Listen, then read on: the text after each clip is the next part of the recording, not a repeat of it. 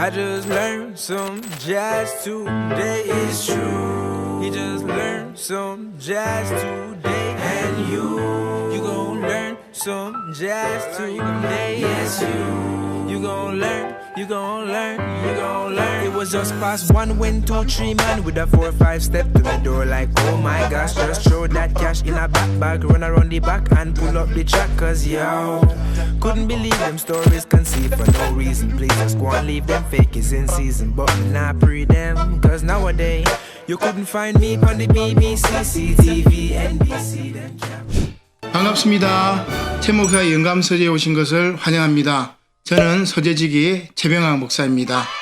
오늘은 플라톤의 파이드로스라는 책을 함께 읽으려고 합니다. 아름다움에 대하여 혹은 윤리적인 대화편이라는 부제가 붙어 있는데요.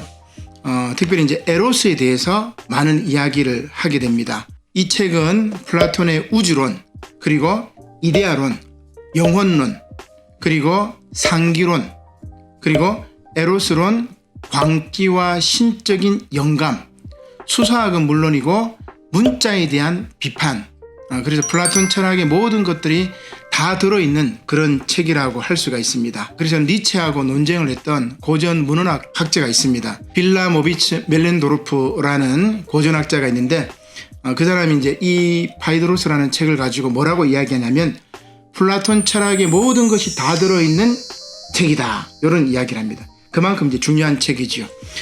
근데 이 이제 책 제목에 나오는 이 파이드로스는 다른 사람의 이야기를 끌어내는데 아주 재주가 있는 사람입니다. 그래서 내용을 이렇게 살펴보면 크게 보면 이제 두 부분으로 나눌 수 있습니다. 하나는 참된 에로스가 무엇인가, 그리고 두 번째는 참된 수사학이 무엇인가. 그리고 여기서 우리는 이제 수사학보다는 에로스에 대한 이야기를 하려고 합니다. 그래서 에로스에 대해서 리시아스라는 사람이 에로스에 관해서 연설을 하게 되는데 그 이야기를 이제 소크라테스에게 소개해주고 또 그 이야기를 들은 소크라테스가 자신의 에로스에 대한 이야기, 에로스론을 설파하는 것이 바로 이 파이드로스라는 책이죠. 이 책을 보면은 다른 플라톤의 대화편은 모두 다 이제 아테네의 시장, 저작거리에서 소크라테스가 논쟁자들과 대화하는 이제 그런 장면입니다. 아니면 집에서 이제 뭐 술을 마시면서 토론하거나 뭐 그런 대화편들이 대부분인데 이 파이드로스만은 오직 이 자연 속에서 대화를 합니다. 이 아테네시를 가로지르는 강이 있는데 일리소스 강이라고 해요. 그 일리소스 강변을 거닐면서 파이드로스하고 소크라테스가 대화를 합니다. 그래서 강변의 만발한 꽃이라든지 또 플라타누스 아래에 흐르는 그 차가운 물, 그리고 청량한 바람, 그리고 매미들의 합창 속에서 에로스에 대해서 이야기를 나누는 참 재미난 책이라고 이야기할 수 있습니다. 자, 그러면 사랑 이야기니까 먼저 리시아스 이야기를 하고 그 다음에 소크라테스 이야기는 책을 좀 보면서 이야기하도록 하겠습니다. 리시아스 이야기는 별로 중요하지 않기 때문에 제가 요약을 하면 이렇습니다. 리시아스는 에로스에 관해서 이렇게 이야기를 하죠. 육체적이며 충동적인 것이 바로 에로스, 사랑이다. 그래서 나에게 이익이 될 만한 사람을 만나서 사랑하라, 이런 이야기죠. 그런데 나에게 이익이 되는 사람을 만나서 사랑한다는 것이 뭐냐면 바로 이 동성 간의 사랑을 이야기합니다. 정신적인 성장을 주는 고귀한 영혼을 가진 어른을 만나라. 그래서 이 파이드로스에게 루시아스가 이런 이야기를 하죠. 아이는 어른에게 쾌락을 제공하고 어른은 아이에게 교육과 경제적인 후원을 하게 되는 그런 관계죠. 그리스의 이제 동성애적인 관계가 그런 관계인데, 그래서 루시아스가 파이드로스에게 그런 이야기를 합니다. 너에게 이익이 될 만한 사람, 지혜로운 영혼을 가진 사람을 만나서 네가 철학적으로 성숙해라. 이것이 참다운 에로스다. 그런 이야기를 하죠. 자, 그러면 소크라테스는 어떻게 얘기하느냐? 소크라테스는 이제 반박을 하게 되는데, 자, 이런 이야기입니다. 소크라테스는 먼저 아름다운 사람을 만나 사랑하라. 그 아름다운 사람은 이제 동성간이겠죠. 물론 이성간의 관계도 있겠다 볼 수 있지만, 자, 두 번째, 아름다운 사람을 사랑했다면 이제는 그 아름다운 자체를 상기를 해라. 그리고 그렇게 되면 진리로 향한 이끌림을 받게 될 것이고, 그래서 결론은 플라톤이 이제 이 책에도 나오는데 이런 이야기를 하죠. 이성인 마부가 기계와 용기의 말, 그래 호이 역사는 게 홀룰룰룰 날아올라마 이 뭡니까 홀스 말, 그 말을 통제하라는 그런 이야기입니다. 그래서 결국 소크라테스는 뭘 이야기하느냐면은 이성적인 사랑, 우리가 그걸 뭐라고 이야기합니까? 플라토닉 러브라고 이야기를 하죠. 그래서 리시아스가 말했던 육체적이고 충동적인 동성 간의 어떤 사랑, 그런 관계가 아니라 뭐를 말합니까? 정신적인 사랑, 이성적인 사랑, 플라토닉 러브를 소크라테스가 이야기하는 것이 바로 이 파이드로스입니다. 자, 그러면 소크라테스 이야기를 한번 찾아보겠습니다. 소크라테스가 뭐라고 이야기하느냐면 이런 이야기를 합니다. 두 마리 말 가운데 하나는 좋지만 다른 하나는 그렇지 않네. 좋은 말의 탁월함이 어떤 것이고 나쁜 말의 열등함이 어떤 것인지는 이야기하지 않았는데 이제 그것에 대해 말해야 하네. 둘 가운데 더 훌륭한 쪽에 있는 것은 생김새가 반듯하고 사지가 늘씬하며 목이 길고 콧날이 우뚝하며 보기에 희고 눈은 검으며 분별과 수치심이 있고 명예를 사랑하며 참된 의견을 동무로 삼아 매를 맞는 일 없이 명령과 이치에 따라 인도되지. 자, 그런데 다른 한 말은 어떻습니까? 다른 하나는 몸이 구부정하고 무거우며 사지가 아무렇게나 붙어있고 목덜미는 두껍고 짧으며 안장코의 살갗은 검고 눈은 잿빛이며 피가 뜨겁고 무분별과 거짓을 동무로 삼으며 귀 언저리에는 털이 많아 말귀를 못 알아듣고 채찍과 가시막대기를 들어야 겨우 말을 듣네. 요 두 마리 말을 이성을 지닌 마부가 잘 이끌어 가야 된다, 그런 이야기죠. 계속해서 보겠습니다. 그런데 마부가 사랑스러운 눈을 보고 거기서 얻은 감각으로 말미암아 온 영혼이 열기로 달아오르면 영혼은 동료와 갈망에서 오는 찌르는 아픔을 느끼기 시작하는데 두 마리의 말 가운데 한쪽은 마부의 말을 잘 듣고 언제나 그렇듯이 그때도 수치심에 못 이겨 사랑받는 이에게 내닫지 않으려 자신을 억제하지만 다른 쪽은 마부의 막대기와 채찍도 개의치 않은 채 함부로 날뛰면서 앞으로 움직여 동료와 마부에게 온갖 곤란을 안겨주면서 아기에게 나아가기를 강요하고 육체적 사랑의 기쁨을 기억나게 한다네, 이런 얘기입니다. 플라톤의 책을 보면은 참 여기 절묘하게 이 동성 간의 이제 사랑의 관계, 에로스의 관계를 이렇게 이야기를 하죠. 그래서 아이에게 나아가기를 강요하고 육체적 사랑의 기쁨을 기억하게 만드는 이것을 이성이 잘 조율해서 정신적 사랑으로 플라토닉 러브로 나가라고 이야기하는 게 바로 이 소크라테스의 이야기입니다. 자, 요 얘기의 결론은 이렇죠. 소크라테스는 에로스는 진리를 향한 이끌림이다. 완전함을 향한 갈망이다. 그리고 이렇게 기도합니다. 지혜의 부자가 되게 하소서. 나로 하여금 나의 내면이 아름다워지도록 허락하소서. 그런 기도를 합니다. 그래서 육체에 대한 사랑보다는 정신적인 사랑을 이야기하는 것이 바로 이 파이드로스의 이야기라고 할 수 있습니다. 제가 이 파이드로스를 소개하려고 했던 이유는 바로 여기에 나오는 에로스에 대한 이야기입니다. 자, 그러면 제가 그림을 들고 설명을 하도록 하겠습니다. 너무나 유명한 그림입니다. 제가 뭐 강의할 때도 누누이 말하지만 인문학 노벨상이 있으면 인문학 노벨상을 받는 그림이에요. 너무 이제 위대한 그림인데 동서 철학을 다 아우르고 그 다음 종교까지 아우르는 위대한 인류 정신사의 최고봉 그림이 바로 이 그림입니다. 플라톤 철학의 핵심들을 다 넣었던 이 그림인데, 자, 뭐 내용들은 여러분 이제 아시겠죠? 자, 지금 이 내용을 처음 보는 사람은 앞에 편들도 보시고 구독해요, 좋아요 꼭 눌러주시기 바랍니다. 자, 우리가 H자는 여러분 잘 아시죠? 우리의 영혼이 긴 통로를 지나서 넓은 평원에서 목장에서 심판을 받습니다.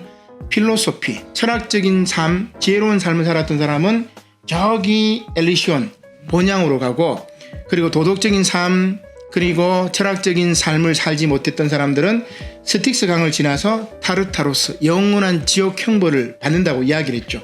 그리고 하나는 뭐냐, 여기는 윤회합니다. 다시 이제 윤회하는 거죠.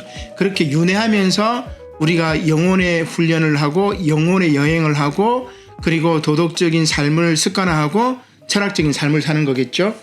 자, 그런데 오늘 이 파이드로스는 엘리시온으로 가는 길을 신화적으로 설명합니다. 굉장히 중요합니다. 네 가지 에로스, 그리고 또 이 파이드로스, 나중에 제가 책을 볼 텐데 네 가지 신적인 광기, 테이아 마니아라고 이야기합니다. 네 가지 신적인 광기를 통해서 엘리시온으로 갈 수 있다. 기독교식으로 얘기하면은 구원받을 수 있다. 그런 이야기죠. 자, 그러면 먼저 에로스를 보도록 하겠습니다. 에로스는 아까 말씀드린 것 같이 진리를 향한 이끌림이라고 말씀드렸죠. 그리고 완전함을 향한 갈망이 바로 에로스라고 했습니다. 그 에로스는 누가 주느냐? 네 명의 신이 있습니다. 제우스가 주는 에로스, 그 다음 아레스가 주는 에로스, 그리고 헤라 여신이 주는 에로스, 아폴론이 주는 에로스가 있습니다. 그러면 제우스 신은 무슨 신이냐? 제우스 신은 그 머리에서 누가 튀어나와요? 아테나 여신이 튀어나오죠. 지혜의 여신이 튀어나오죠. 그래서 제우스의 명지적 에로스, 지혜를 사랑하는 것을 통해서 우리가 엘리시온으로 갈 수 있다. 제우스 신을 믿는 사람들은 그래요. 자, 두 번째, 아레스는 뭐예요? 아레스는 군신입니다. 전쟁의 신이죠. 용기로 말미암아 내가 엘리시온으로 갈 수 있다. 그런 이야기입니다. 세 번째, 헤라 여신은 누구냐면은 제우스 신의 어떻게 보면 부인이기도 하지만 원래 이 헤라 여신은 그리스 본토민들에게는 최고의 신이었습니다. 최고의 신이었어요. 나중에 이제 그리스 문명이 접어들면서 그리스의 가부장 문화가 들어오면서 헤라 여신은 제우스의 부인으로 전락해버렸는데 원래는 최고의 신이 헤라 여신이었죠. 자, 그러면 이 얘기는 뭐예요? 헤라 여신은 권력과 힘, 제 개인적으로 플러스 하면은 돈, 이 권력과 힘과 돈을 가지고 내가 엘리시온으로 갈 수 있어. 그렇게 볼 수가 있겠죠. 그 다음 네 번째는 아폴론입니다.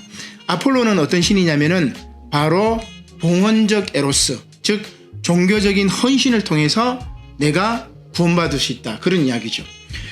우리 복음성에 보면은 돈으로도 못 가요, 하나님 나라, 지식으로도 못 가요, 그 다음에 또 뭡니까?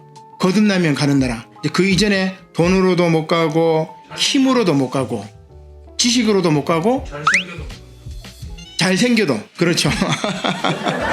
우리 PD님이 자기 얼굴을 가리키면서 잘생겨도 못 가네. 근데 굉장히 편협하죠. 뭐로 가죠? 거듭나야 가는 나라, 하나님 나라.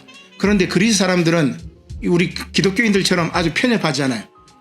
돈으로도 명예로도 권력으로도 힘으로도 지혜로도 그 다음에 뭡니까?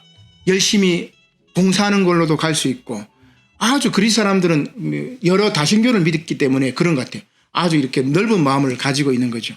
자, 이렇게 엘리시온, 구원받는 에로스 네 가지가 있고, 그 다음에 신적 광기, 신이 나에게 주는 광기를 통해서 내가 엘리시온 갈 수 있단 말이에요. 그러면 이것은 자력 구원이고, 이것은 화살표가 위에서 밑으로 내려왔죠. 타력 구원이에요. 그래서 이 안에는 자력 구원과 타력 구원이 다 있다는 말이죠. 자, 신적 광기는 네 가지인데, 아폴론 신이 주는 광기, 디오니소스 신이 주는 광기, 뮤즈 여신이 주는 광기, 아프로디테 여신이 주는 광기가 있습니다. 요거는 제가 책을 한번 보면서 읽어 드릴게요. 자, 먼저 아폴론 신이 주는 광기입니다. 자, 책을 한번 보겠습니다. 즉 신의 선물로 제공되는 광기 덕분에, 그러니까 이 광기가 지 혼자 미치는 광기가 있지만 신이 주는 광기는 미치는 게 아니에요. 신이 주는 광기를 접하게 되면은 작두에 올라가도 발이 비지 않습니다. 자, 신의 선물로 제공되는 광기 덕분에 우리에겐 좋은 것들 가운데 가장 큰 것들이 생겨난다네. 델포이의 예언녀나 도도나의 신녀들은 광기에 사로잡힌 뒤 사적으로나 공적으로나 헬라스를 위해 훌륭한 일을 많이 이루어냈지만, 우리말로는 뭐예요? 무당이나 박수들이 막 이렇게 영감받아가지고 훌륭한 일을 했다는 말이겠죠.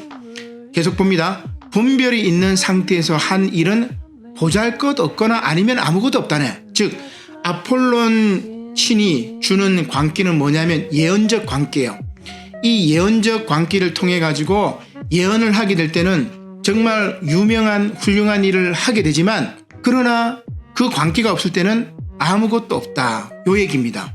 자, 첫 번째는 아폴론 신이 주는 광기였죠. 자, 두 번째는 어떤 신이 주는 광기냐면 디오니소스 신이 주는 광기입니다. 디오니소스 신이 주는 광기는 어떤 광기일까?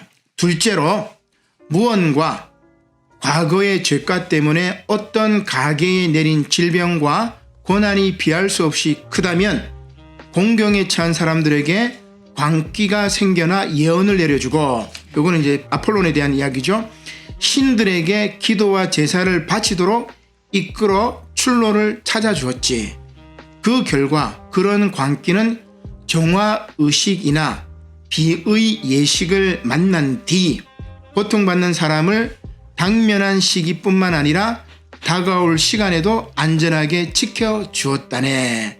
무슨 말입니까? 조금 이제 어렵긴 하지만 쉽게 얘기하면 이겁니다. 디오니소스 신이 주는 광기를 통해 가지고 우리가 정화예식, 아리스토텔레스는 그것을 이제 비극작품, 문학작품을 읽으면서 카타르시스를 느낀다고 이야기를 하는데, 그런 정화예식, 그 다음에 신비예식, 비의 예식을 만난 뒤 우리가 구원을 얻게 된다, 그런 이야기입니다. 계속 봅니다. 광기는 진실로 광기에 사로잡힌 사람에게 눈앞의 어려움들에서 벗어날 해결책을 찾아주었던 것이지. 그래서 디오니소스 신앙에 미친 사람들은, 디오니소스 신앙에 빠진 사람들은 정말 이제 새로운 경험을 하게 되는 거죠. 그 신적 광기를 통해 가지고 엘리시온으로 갈 수 있다. 이게 두 번째 광기죠. 세 번째는 뭐냐? 뮤즈 여신입니다. 뮤즈 여신이 사는 곳을 우리가 뮤지엄, 박물관이라고 이야기를 하죠. 자, 뮤즈 여신들은 9명 있어요. 제우스 신이 티탄들하고 전쟁에서 이긴 다음에 기억의 여신 무네모시네하고 결혼해가지고 낳은 9명의 여신을 말합니다. 서정시, 서사시, 뭐 여러 가지 신들이 있는데, 아무튼 이 뮤즈 여신들에게서 오는 신들림과 광기가 있네. 이것은 여리고 순결한 영혼을 사로잡아 그 영혼을 일깨워 도취 상태에 빠뜨려 여러 가지 노래와 다른 시를 짓게 하지. 우리가 이제 찬양하고 그 다음에 막 그렇게 막 뭡니까 춤을 추고 할 때 영적인 어떤 황홀경을 경험하잖아요. 우리 다윗이 법궤가 예루살렘으로 들어올 때 막 뭐 바지가 내려가는 것도 모르고 막 신나서 춤을 췄죠. 그게 뭐냐면 바로 이 뮤즈 여신의 광기에 취했다. 그리스 사람들은 이제 그렇게 보는 거겠죠. 자, 계속해서 보겠습니다. 갖가지 옛 사람들의 일을 꾸며내어 후대 사람들을 가르치네. 뮤즈 여신들에게서 오는 광기 없이 기술만 가지고도 충분히 신이 될 수 있으리라 확신하고서 시를 짓는 그 문턱에 다가서는 사람이 있다면 그는 그 자신도 완성에 이르지 못할 뿐더러 분별이 있는 그 사람의 시작은 광기에 사로잡힌 자들의 시작에 가려 그 빛을 잃게 될 걸세. 자, 이제 네 번째 마지막 광기입니다. 아포로디테의 사랑의 광기죠. 네 번째 광기에 대한 모든 이야기는 여기에 이르렀네. 어떤 사람이 이곳에 있는 아름다움을 보면서 참된 아름다움을 상기한다면 날개가 돋고 날개가 돋으면 솟구쳐 날고 싶은 바람을 갖지만 능력이 없는 탓에 새처럼 위를 바라보면서 아래에 있는 것들에는 아무 관심도 두지 않는데 바로 그런 이유 때문에 그는 광기에 사로잡혀 있다는 말을 듣는 걸세. 그 광기는 그것을 지니고 그에 동참하는 사람에게 있어서 모든 접신 상태 가운데 가장 좋은 것이고 가장 좋은 것으로 이루어지는데, 그런 광기에 사로잡혀 있을 때 사랑하는 사람은 아름다운 것들을 사랑하는 사람이라고 불리지. 이게 바로 아포로디테 신이 주는 사랑의 광기라고 할 수 있습니다. 미의 여신이지만 그 미의 여신을 통해서 우리가 사랑을 경험하기 때문에, 그리고 이 아포로디테 여신의 아들이 바로 에로스, 우리 큐피트 화살 이야기하는데 바로 큐피트라고 이야기를 할 수 있겠죠. 그래서 이 네 가지 신적인 광기를 통해서 우리가 구원에 이를 수 있다, 그런 이야기죠. 자, 그러면 결론은 뭡니까? 핵심은 두 가지죠. 에로스, 즉 명지적 에로스, 지혜를 사랑하는 것으로 말미암아 구원을 받을 수 있다. 두 번째, 테이아 마니아에서 가장 중요한 것은 아프로디테 여신이 주는 사랑의 광기입니다. 즉 우리의 영혼을, 이 사랑의 광기는 우리의 영혼을 이끌어 가지고 본향인 엘리시온으로 향하게 하고, 혹은 플라톤 철학으로 얘기하면 이데아를 상기시켜서 구원으로 이끈다는 이야기입니다. 그래서 결국 철학의 조건은 아름다움에 대한 에로스적 충동이며, 이 충동을 통해서 인간의 영혼은 이데아 세계로 상승한다는 그런 이야기죠. 이렇게 에로스 이야기를 했었는데, 우리가 에로스 이야기에 대해서 조금 더 깊이 이야기하는 플라톤의 또 다른 책이 있습니다. 심포지온, 향년이라는 책이죠. 다음 시간에는 우리 향년에 대해서 이야기를 나누도록 하겠습니다. 원래 이제 향년할 때는 뭐 술을 한잔 하면서 해야 되는데, 우리가 술은 할 수는 없고 커피 한잔 하면서 다음 이 시간에는 커피 한 잔을 준비해 주시길 바랍니다. 고맙습니다. 안녕.